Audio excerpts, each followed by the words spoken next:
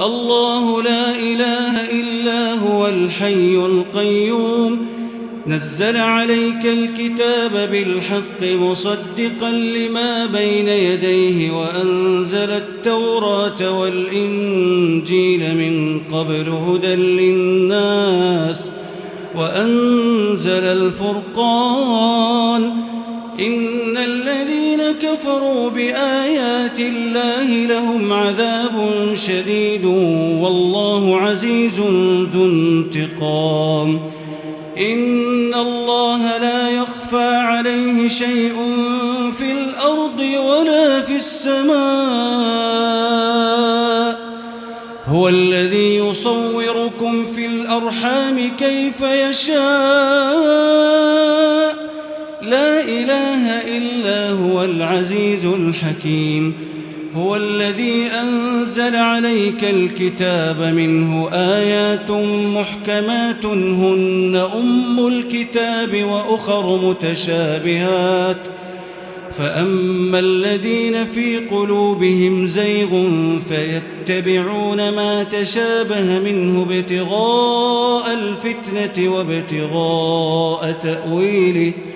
وما يعلم تأويله إلا الله والراسخون في العلم يقولون آمنا به كل من عند ربنا وما يذكر إلا أولو الألباب ربنا لا تزغ قلوبنا بعد إذ هديتنا ربنا لا تزغ قلوبنا بعد إذ هديتنا وهب لنا من لدنك رحمة إنك أنت الوهاب ربنا إنك جامع الناس ليوم لا ريب فيه إن الله لا يخلف الميعاد إن الذين كفروا لن تغني عنهم أموالهم ولا أولادهم من الله شيئا وأولئك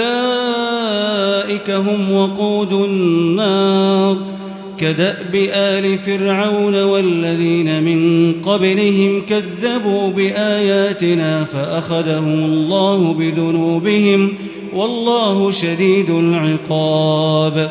قل للذين كفروا ستغلبون وتحشرون إلى جهنم وبئس المهاد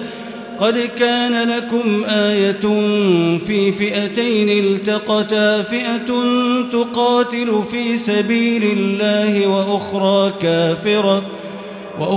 كافرة